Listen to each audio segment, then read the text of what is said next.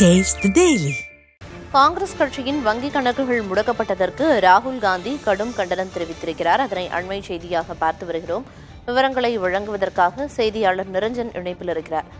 நிரஞ்சன், காங்கிரஸ் கட்சியோட வங்கிக் கணக்குகள் முடக்கப்பட்டதுக்கு ராகுல் காந்தி தன்னோட கண்டனத்தை பதிவு செஞ்சிருக்காரு. அந்த கண்டன செய்தியில என்னென்ன விஷயங்களை குறிப்பிட்டிருக்காரு?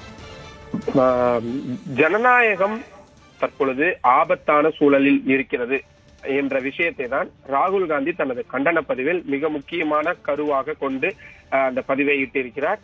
மோடி அவர்கள் பயப்பட வேண்டாம் என்றும், காங்கிரஸ் கட்சி பணத்தின் வலிமையால் இயங்கக்கூடிய கட்சி அல்ல என்றும், மாறாக மக்களின் வலிமையால் இயங்கும் கட்சி என்று ராகுல் காந்தி குறிப்பிட்டிருக்கிறார்.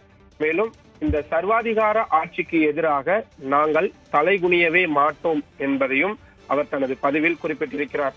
ஒவ்வொரு காங்கிரஸ் கட்சியின் தொண்டரும் இந்தியாவில் ஜனநாயகத்தை காப்பாற்ற கடைசி வரை போராடுவார்கள் என்றும் ராகுல் காந்தி அந்த பதிவில் செய்தியாக கூறியிருக்கிறார். தனது கடுமையான கண்டனங்களை தெரிவித்துக் கொள்வதாகவும் குறிப்பிட்டிருக்கிறார்.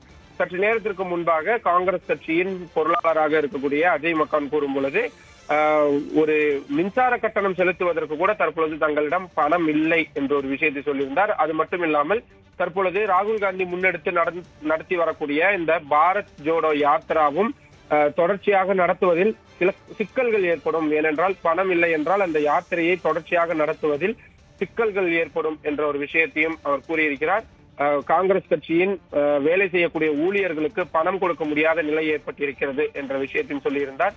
எனவே இவற்றை எல்லாம் குறிப்பிட்டுதான் பணத்தில் இயங்கக்கூடிய கட்சி அல்ல காங்கிரஸ் கட்சி, மக்களின் வலிமையால் இயங்கக்கூடிய கட்சி என்ற விஷயத்தை ராகுல் காந்தி தனது கண்டன பதிவில் குறிப்பிட்டிருக்கிறார். நிச்சயமா காங்கிரஸ் கட்சியினரோட வங்கிக் கணக்குகள் முடக்கப்பட்டதுக்கு ராகுல் காந்தி கண்டனம் தெரிவிச்சிருக்காரு. அது தொடர்பான விரிவான தகவல்களை வழங்கியதற்கு நன்றி நிரஞ்சன்.